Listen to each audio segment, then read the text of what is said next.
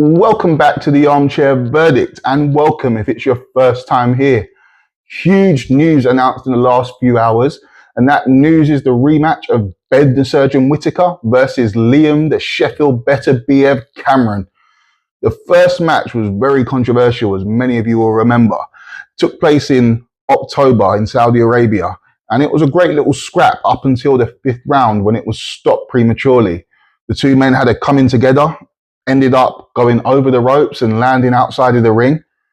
Liam Cameron got up and was ready to continue, but Ben Whittaker seemed to pick up some sort of injury or knock and was unable to continue the fight. He then left the ring in a wheelchair and disappeared from the public eye pretty much since then. Hasn't really been seen or heard from since.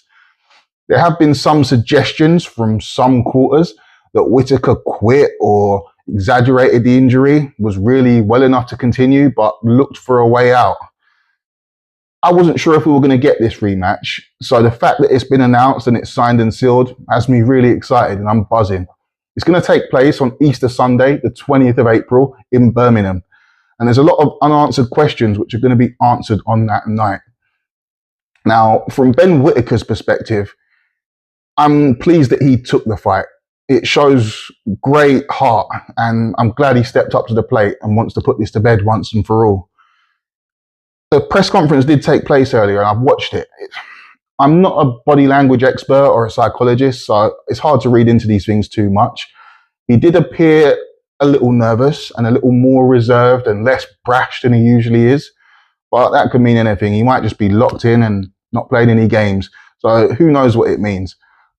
From his perspective now, he's going to want to prove a point and he's going to want to put a stamp on this.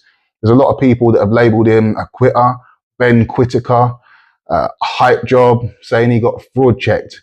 He's going to want to go out there on April the 20th and silence those people. He's going to want to put all that to bed. From Liam Cameron's perspective, this is a guy that's been through a lot outside of the ring. He's had a terrible few years. So when he got offered the Ben Whittaker match the first time around in Saudi Arabia in October, that was a life-changing opportunity.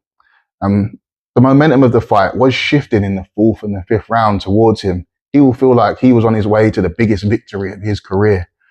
And if he feels like Ben Whittaker wasn't really as injured as he says he was and could have continued, he's going to feel robbed by Ben Whittaker. And he's going to want to go out there and he's going to want to get his lick back. So this is two men with big points to prove. And I just feel like it's going to go off. It's going to be a firefight. And I think it's going to be a classic. And points will be proven, questions will be answered. So I'm really looking forward to it. The undercard has partly been announced as well, and that's not looking too shabby either. We got the return of Fraser Clark, which I'm really glad to see, because as you will remember, Fraser Clark also fought the night that Ben Whittaker and Liam Cameron fought in Saudi Arabia on the same card. He was fighting his rematch with Fabio Wardley and suffered a horrific stoppage loss. As a boxing fan, there are certain moments in boxing where things happen that make me feel guilty watching the sport, and I don't enjoy it.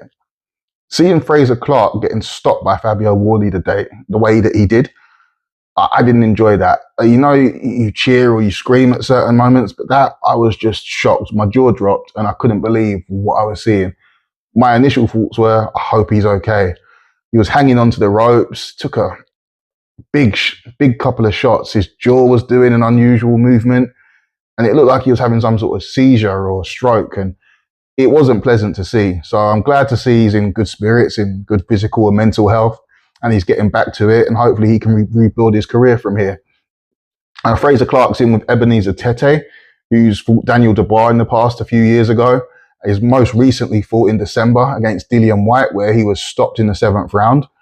I think it's a good return opponent for Fraser Clark. Tete is a guy that probably won't pose too much as a threat. He's seen better days, not too powerful. He's game for a fight, a little bit durable, but someone who will be a good sort of way to ease your way back into the mix. And I expect Fraser Clark to be victorious in this fight. We've also got Cutler versus Sam Eggington, which is an interesting fight. Not one I expected to see, but I've never seen a boring Sam Eggington fight before in my life. So I think it'll be a good little scrap, good little tear up. And I'm looking forward to that one as well. We've also got Tyler Denny versus Whittaker, which will be a fun fight. One, again, which I expect Tyler Denny to win comfortably. Whittaker is, I last seen him fight earlier this month on the Callum Simpson. He was fighting Callum Simpson. And Callum Simpson beat him comfortably, stopped him in the 5th round, I believe it was.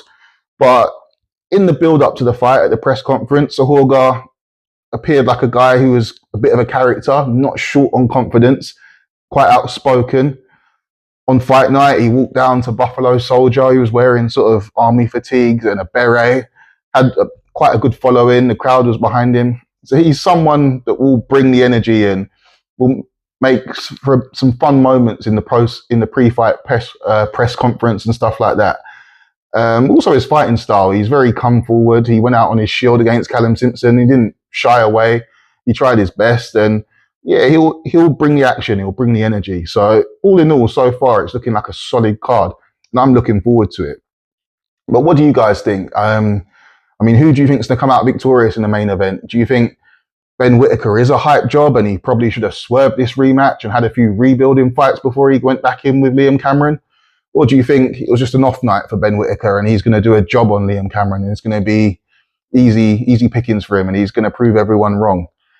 Let me know your predictions. Let me know your thoughts. Let me know if you think this fight was a good idea, a bad idea, and what you're thinking of the undercard as well. I want to hear it all in the comment section. Please don't forget to like, subscribe, and comment, and I'll see you on the next one.